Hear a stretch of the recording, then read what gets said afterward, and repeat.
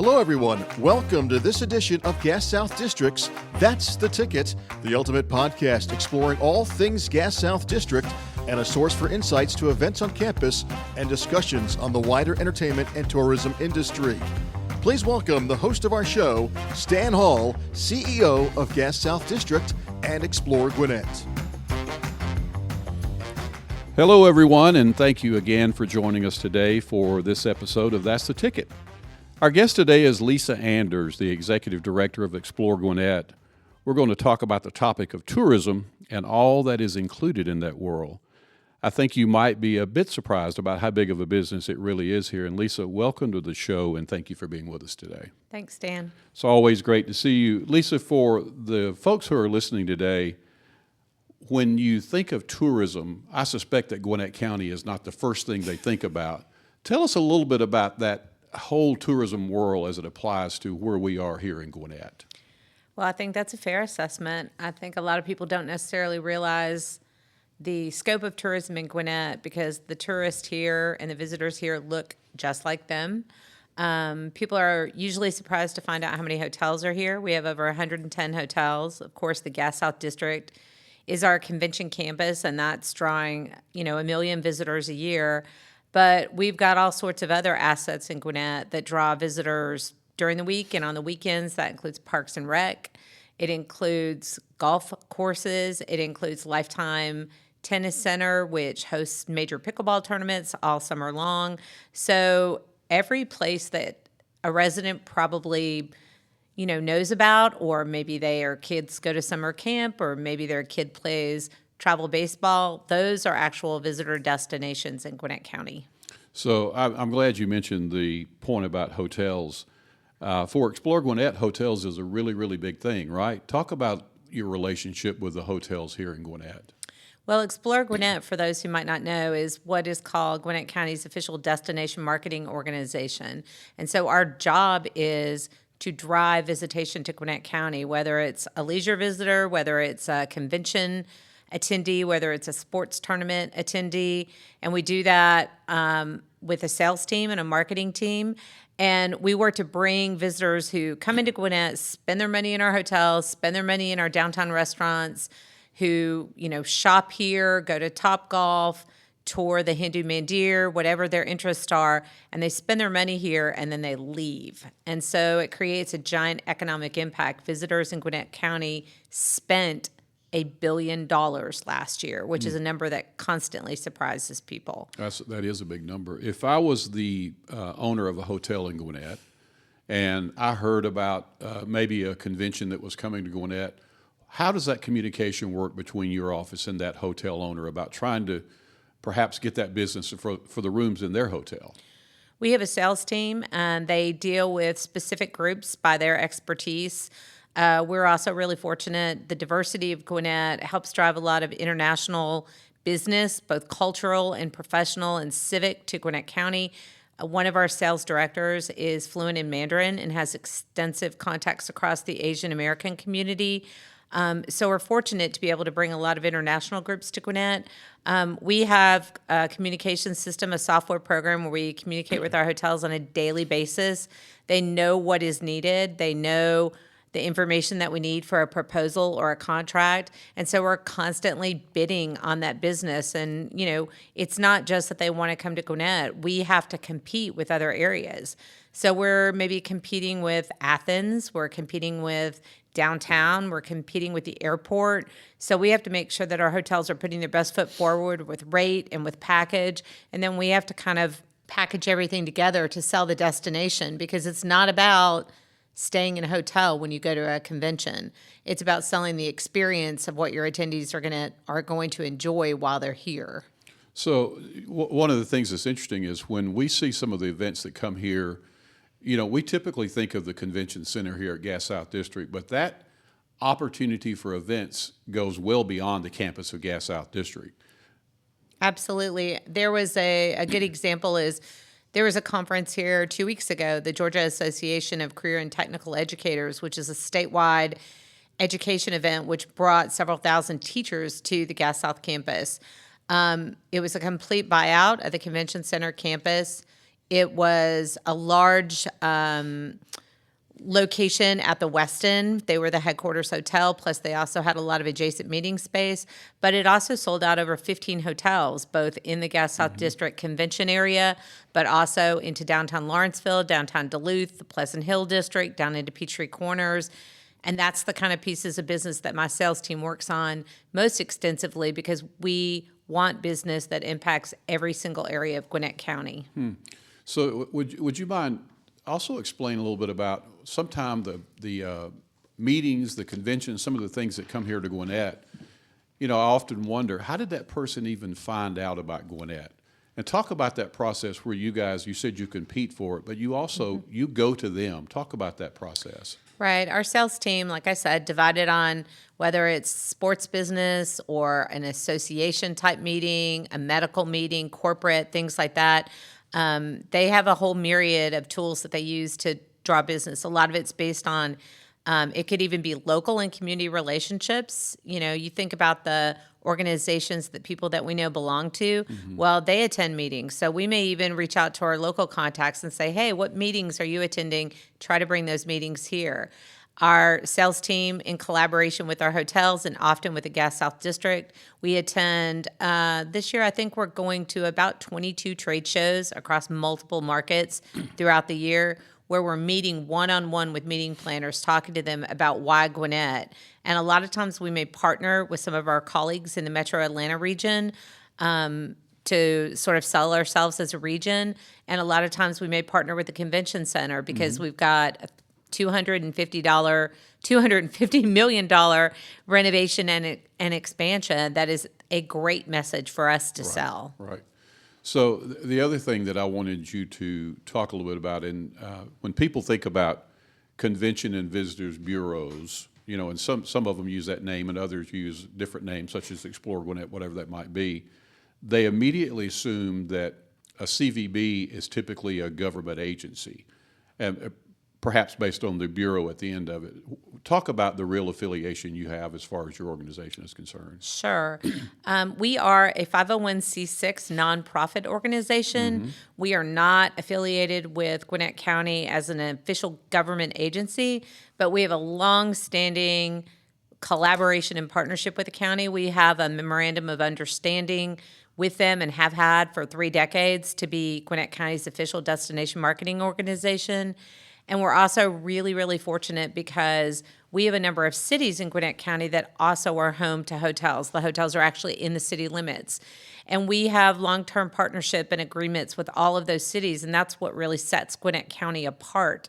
We're the only county in Georgia where all the cities who have hotels, we're at 98% of those hotels are under one county umbrella. If you look at other areas in Metro Atlanta, you'll see a Dunwoody CVB, a Sandy Springs CVB, a Tucker CVB, a Decatur CVB, a Brookhaven CVB, and those locations may be 5 or 10 miles apart. So the marketing efforts can be, very different in an immediate area. And for us, we're able to market Gwinnett County as an overall entity, which is a huge bonus. So we're really fortunate about that, and we have great relationships with our cities. And, the cities are the hubs of sort of the downtown entertainment hubs, of the independent restaurants, a lot of the events. So that's a lot of our marketing efforts are surrounded by those city partnerships. From a traditional perception of what tourism is about that most people would have, are there places in Gwinnett that are the number one tourist attraction? Talk a little bit about that. Are they things that people really do come to Gwinnett for a traditional tourism experience, coming to a location for a specific site, whatever that might be? Sure. I can think of 2 examples. One is the Baps Hindu Mandir, which is located on Rockbridge Road in Lilburn. A lot of people probably have driven past it and wondered, I wonder what that is. Yeah. Or maybe they've just never driven past it because they don't live in that area.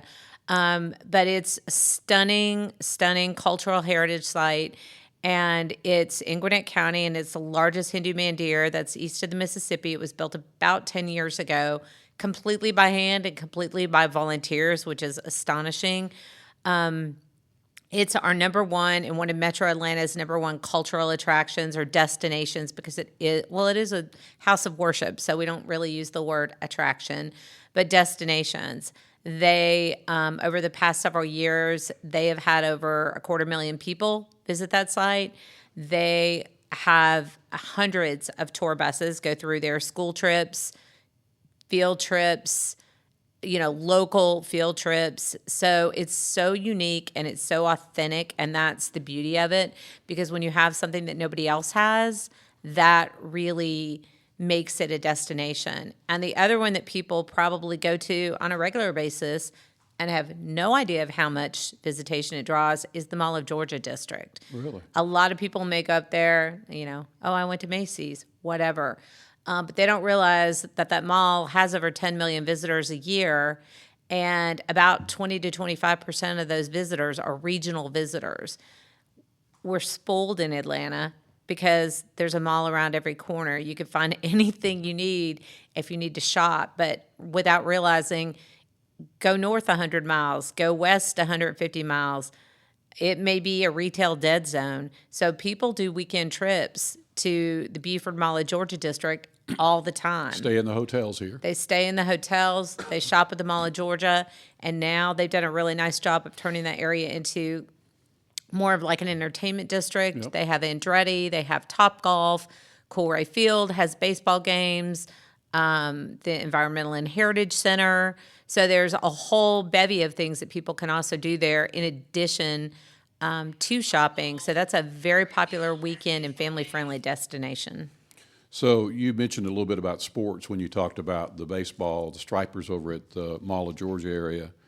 I do know that sports tourism is a huge thing as well as far as bringing people to this area. Talk about why you think that is and a little bit about the information regarding sports tourism.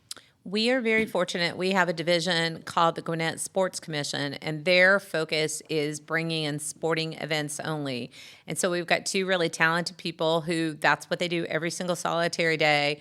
So they're working not only with Parks and Rec, they're not just working with professional teams, but they're doing the same thing as the other salespeople where they're meeting with planners, they're meeting with NCAAs, they're meeting with SECs, they're meeting with ACC, they're meeting with all levels of tournaments to try to bring them to Gwinnett. We're fortunate that we have the arena. It's an asset that so many other people don't have to bring in events to Gwinnett County. As I mentioned before, Lifetime Tennis Center has become a hub of pickleball, which is one of the fastest growing sports in the United States. We're fortunate to have a professional golf tournament here every spring. That draws a lot of visitors. So every single day they come in with what tournaments can we bring here? How do we work better with our Parks and Rec facilities? And we're really fortunate. We wish we had more fields. With 1 million residents, our Parks and Rec fields can be difficult to utilize. Right. So they're constantly working to fill any open dates that are there, and they're doing a really good job. So I think that from what I hear, the sports tourism is people are literally planning their vacations around a tournament that their children are involved in. Instead of going to the beach for a week, they go to Gwinnett County for a lacrosse tournament for a week. Absolutely. I mean, there are lacrosse tournaments, soccer tournaments. Perfect Game Baseball is another one. I mean, a lot of people are familiar with that one, and they're housed at Lake Point, which is up in the Ackworth area. So you're like, why would they be in Gwinnett? It's that big of an event that they actually utilize baseball fields here. And people don't stay by Lake Point if their kid is playing at Duluth High School or some other venue. So we get a lot of overflow during the summer as well. And if anybody, if your child has ever played travel sports, that's kind of what your vacation's about until they get out of high school. Exactly. If you think about the reasons to come here, whatever it might be regarding tourism, if it's religious-based, if it's sports-based, if it's true conventions that you might have at a convention center, which one of those sort of leads the pack as far as the number of events, the number of visitors, et cetera, categorically? We're very fortunate that we are not dependent on one type of industry. A lot of areas are, and a lot of people do really well that way. But if something happens, the economy, if you're completely dependent on the corporate market and the economy struggles, that will immediately impact you. Gwinnett's a very diverse county, and we've also diversified all of the markets that we're trying to attract. So if you looked at us as a pie chart, it's fairly even across the board. It used to be very heavy and faith-based. We've balanced that out for a lot of reasons. That ability to have a diversified pie of business is one of the reasons why Gwinnett rebounded so well post-COVID, and it's one of the reasons why we continue to do well. Gwinnett County, a lot of people are surprised to hear, in our regional area, there's about 12 areas that are our competitive set for hotel occupancy, and Gwinnett County actually is leading that area in occupancy and has for about the last 5 years. And tell me again why you think that is. What is it that really brings that number to Gwinnett where other people may be struggling a little bit with occupancy rates? I think it's the diversification of the markets primarily. We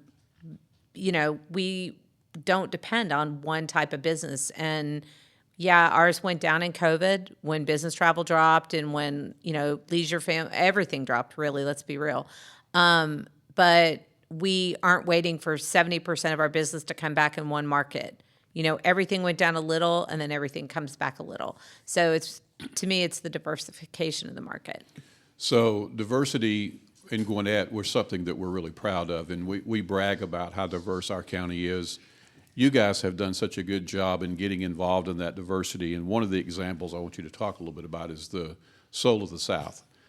So tell everybody what that is and what it's grown to today based on a particular niche and cultural diversity that we have here.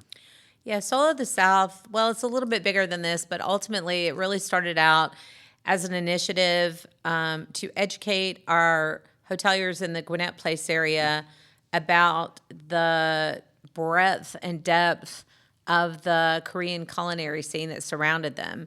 And part of the struggle was there are a lot of amazing restaurants over there. It's really one of the top Korean food destinations certainly in Metro Atlanta, probably in the Southeast. But people are unsure about it. They were uncomfortable with it. We wouldn't have hotel staff who would recommend this amazing restaurant because they weren't familiar with it, or the sign wasn't in English, or the menu wasn't in English, so they would send them to a chain restaurant that was next door, which that's not really the experience that is memorable. Right. I guess the best way to put that.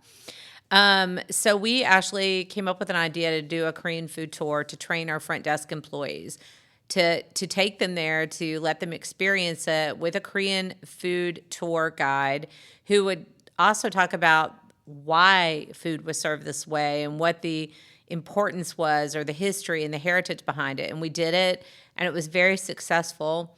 And our hotels, we got great feedback from them. And as we sort of thought about it, we thought, we could probably do this and sell tickets. And it would be a great way to also kind of market this area, because just like our hotel front staff didn't feel comfortable with it, we felt a lot of residents were not aware of it. So we started marketing it. We call it Soul, S-E-O-U-L, of the South. Catchy name. It's catchy. It's registered. It's trademarked. And we started that about 9 years ago. And we have a tour guide who's worked with us the entire length of our experience with Soul of the South, Sarah Park. She's incredible at it. And we do it from May through October, once a month. And we really didn't know how it was going to go. It's 4 food stops, and it's in a truly immersive experience. And it's a lot of food. It's not a taste. We put it this way: we recommend don't eat breakfast and maybe don't eat dinner the night before. And so we rolled it out there, didn't know how successful it would be. And we put all the, May through October tickets for sale, and we sold them all out. We're like, wow, we might be onto something. And 9 years later, we have never not sold out a tour. And we rolled out our tours this year in April, and we ended up only being able to offer them to our wait list because there was so much demand. And then we added a couple of tours so we could, offer it again to our other people who are waiting, who are not on the wait list. And it's just grown exponentially. We do some private tours. We've done a lot of custom tours, and we've sort of expanded it out this year to do like a DIY Korean food tour where it's not like a paid food tour, but we've got sort of a guide on, hey, if you want to do this on your own, here's where we recommend going. Here's what we recommend trying out. And then we've expanded that to include some K-beauty stops and some of our kind of favorite spas and things like that. And it's also been really popular as well. Sort of like a beer crawl, right? It is a beer crawl, and there might be a Korean beer in that food tour. But in the beginning of it, you were really just trying to cater to people who were here to introduce them to that market. But now there's people who come here just for the tour, correct? Absolutely. Our last couple of food tours, it's been about 50-50 of local attendees, and then we had people from Florida, we had people from Alabama, North Carolina, and when we ask them and we'll say, hey, what are you in town for? Is this like a side hustle for a family visit or whatever? They're like, no, we came here for this. Yes. K-pop and the Korean food scene, people may not realize, at the arena at Gas South, they do a tremendous amount of K-pop concerts, Mm-hmm.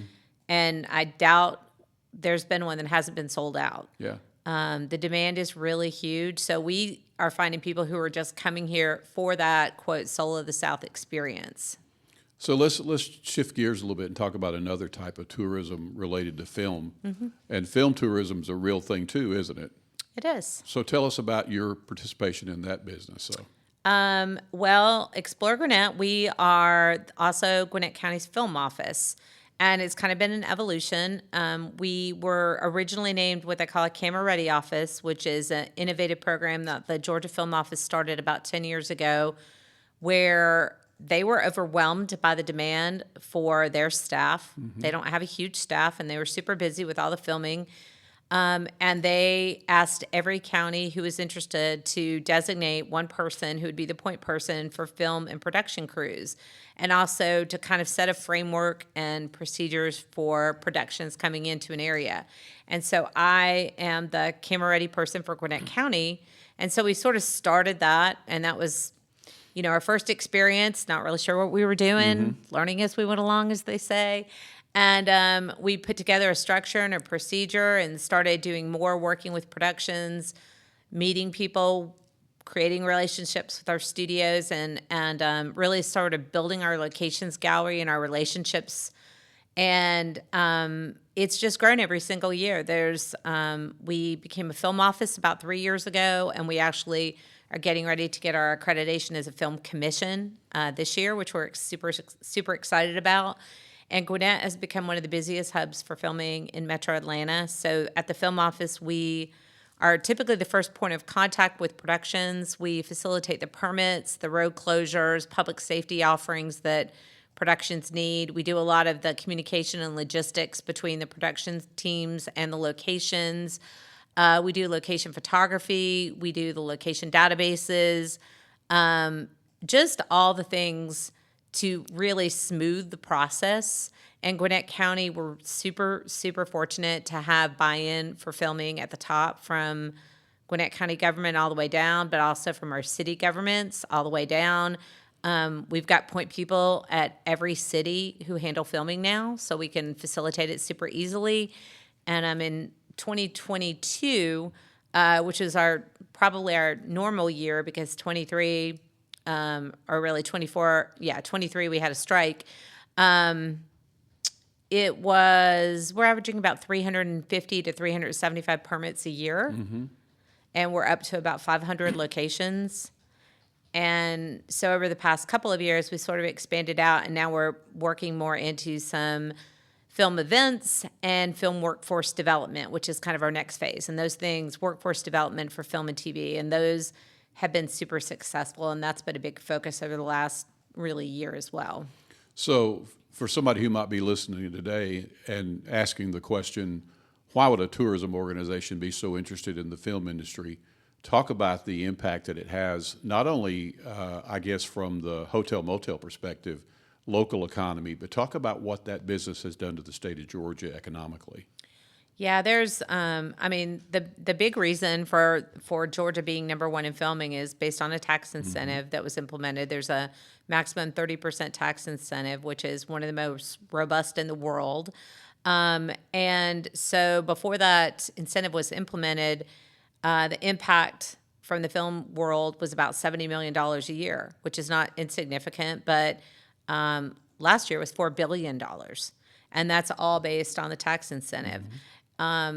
It's amazing what a TV show spends. I'll give you an example. The TV show Ozark, which was very popular, filmed in Gwinnett County pretty extensively, and the studio stages were at Eagle Rock Studios, which is one of our 3 studios in Gwinnett.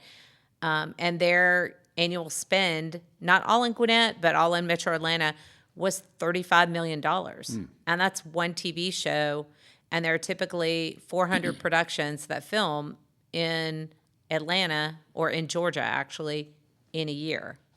Not everybody's spending that same amount of money, but so much of that falls into the hospitality world. It falls into food. It falls into restaurants. It falls into hotels. It falls into film studios. I mean, the economic impact is huge.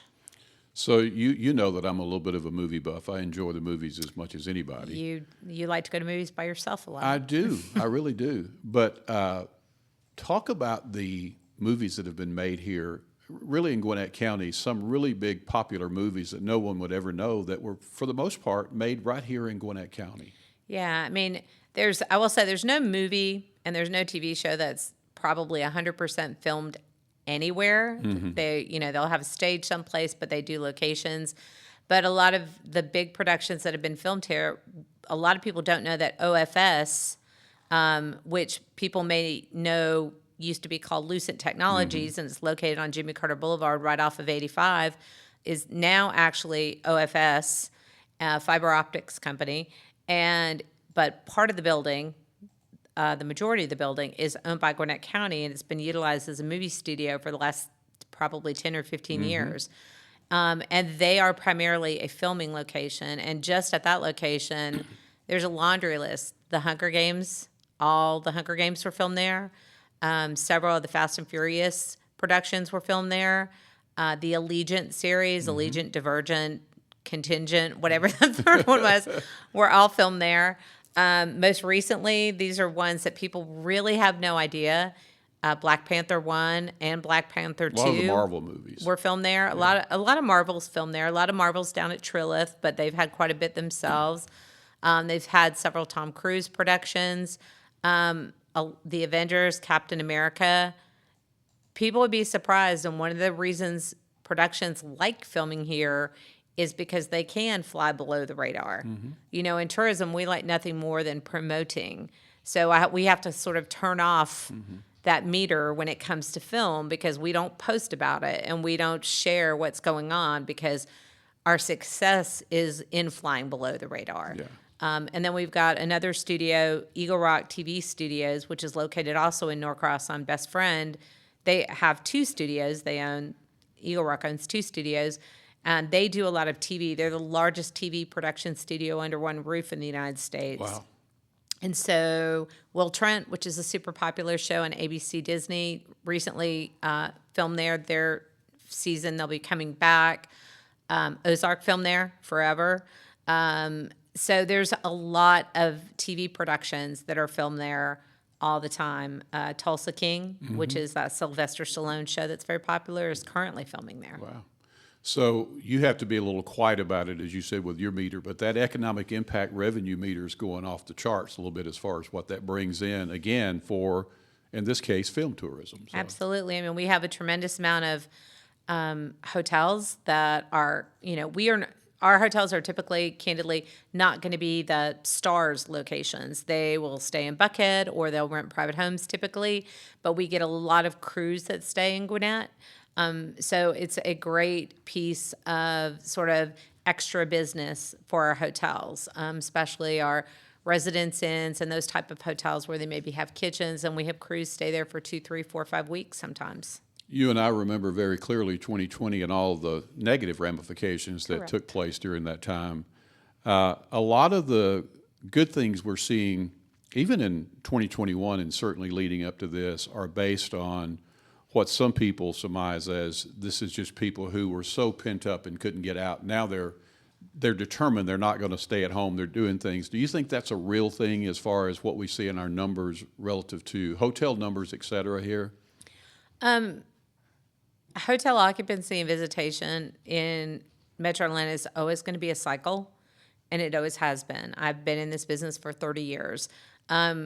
You're always going to have 3 or 4 years of absolute increased growth. You're going to have a dip, and it may be a recession. It may be a business slowdown. It might be a worldwide pandemic. It just depends. It is without fail. You will see it happen every 6 or 7 years. It's just really how quickly you rebound. I will say in the last 3 or 4 years, so many fundamental things changed. So after 21 into 22, there was so much pent-up demand. It really did change the landscape of travel, period. And I think everybody would say that's true because, and we're still there a little bit, weekend business, especially in a business-centric market like Metro Atlanta, business travel or convention travel, group travel would always be higher during the week. And then leisure travel would be slightly lower. That was a constant. And that was upended by COVID, that it's completely the opposite. It would be business professional travel slower during the week. Leisure travel was off the charts. Those things have balanced out, but they're much more consistent now. And I think that's probably a permanent change. And, in film, you see some of the same. It's a little bit different, but post-COVID and then also post-strike, people are sort of riding some unbalanced ships. So you look at people like Netflix, people like Apple TV, the streaming stations. COVID caused people to stay home, and that caused them to develop hundreds of TV shows. Yeah. But they've realized that's not sustainable in the long run. So you're starting to see them pull back from a lot of those shows, whereas a Netflix might have produced 300 shows in 1 year. They're doing a third of that now. So we're seeing a dip in production activity that's directly related to sort of riding that ship as well. I think one other thing I wanted to talk about with you today is when you think about the hotel industry, how it's not new anymore, but as far as people renting their homes out for tourists that come into town, how has that overall impact been on the traditional hotel motel tax world, if you will? So, well, for a long time, it was a little bit of a detriment because Airbnb, VRBO, and all the other short-term platforms, of which there are a myriad of them, right. weren't paying sales tax, and they didn't pay hotel motel tax for a long, long, long time. And there's been a lot of legislation and advocacy in our industry in order to change that, to make it more of a level playing field. And so about 3 years ago now, I think it was July 21, that actually changed. And so now if you go to an Airbnb or you go to a VRBO, when you pay online, you're actually paying hotel motel tax, and you're actually paying or occupancy tax, and you're also paying sales tax, which is super important. And so that's been helpful. I think, cities receive a portion, the county may receive a portion wherever that short-term rental is located. So I think it's important to make it an even playing field. I think people are really surprised how many short-term rentals there are. Yeah. In Gwinnett at any given time, and the number changes all the time, there's 1,400 short-term rentals. Wow. Yeah. People are all very surprised. You would be Yeah. amazed how many people are doing that. Might be a room, that might be a guest suite or something like that, or it might be a full home.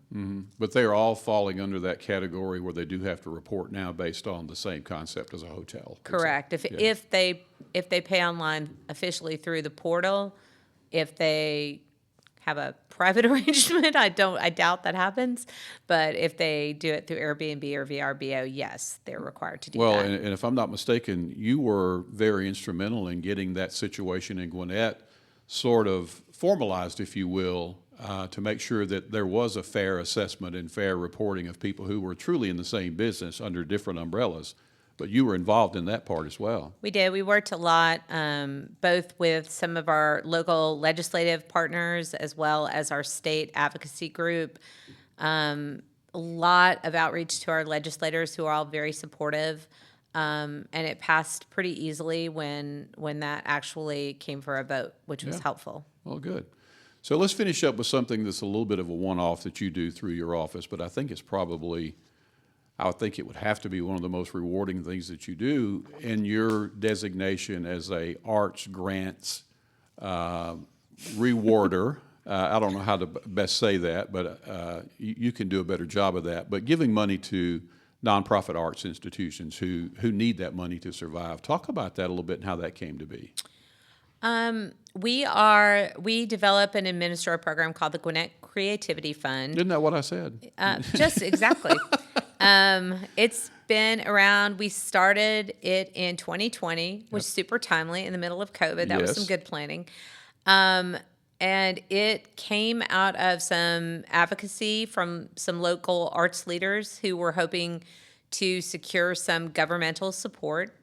And they advocated very strongly for it. And Charlotte Nash, who used to be the chairwoman of Gwinnett County Board of Commissioners, and I had a conversation on a trip. We were actually walking back from a baseball game, and she knew that these people were, wanted more support, but was kind of figuring out how it would come to fruition. And I said, I have an idea. Here's how we could do it.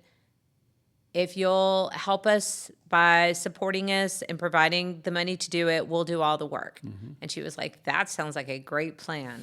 So we started off the Creativity Fund with some funding support from Gwinnett County, about $200,000 a year. And we created project grants and operations grants for originally 501c3 arts organizations, arts, cultural, entertainment organizations, and then we expanded it to include 501c6s. And we did a lot of homework before we started the program because there are a tremendous amount of obstacles in most grant programs that really small organizations cannot overcome. Yep. And so we tried to do a lot of research to take away those obstacles, still make it a challenge or make it something worth applying for, but not making it insurmountable if you're an all-volunteer organization. And so we started that in COVID, but it turned out to be a blessing in disguise because we were actually able to support organizations that maybe might have closed during COVID. You never know. And it's grown every single year. In our next cycle, we will top $1 million worth of giving over the last 5 years, which we're super excited about. And we have awarded, I just looked at it today, through a couple different grant programs, almost 200 grants, 202 grants over the last several years. And this year we actually expanded it to reach the school system.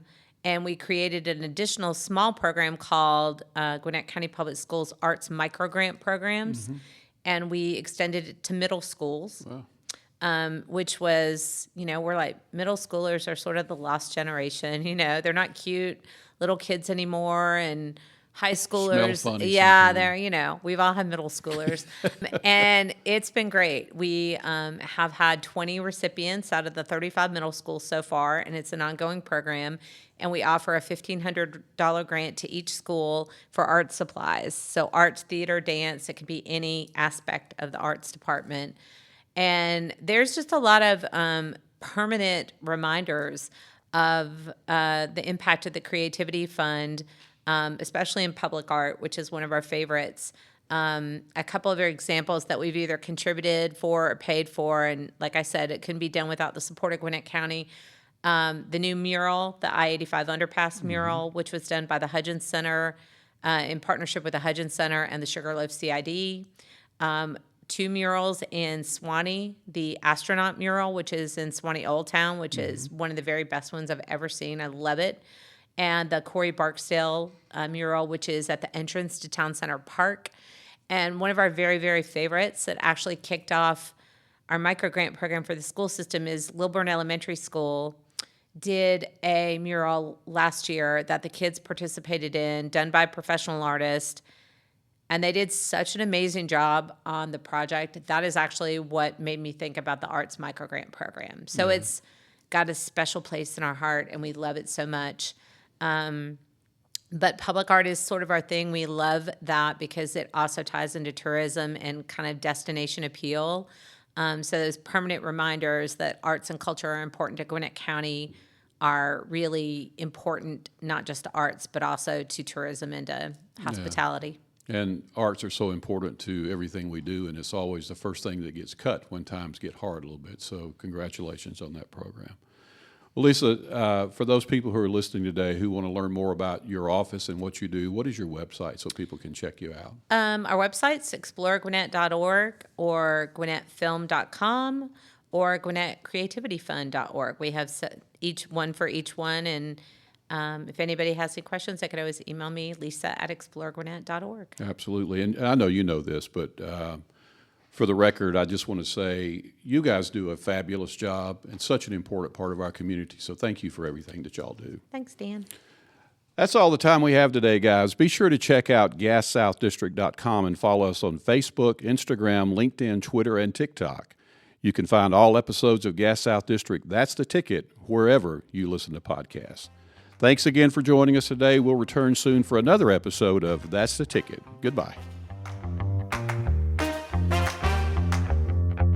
Thanks for joining us today, and we hope you enjoyed the episode.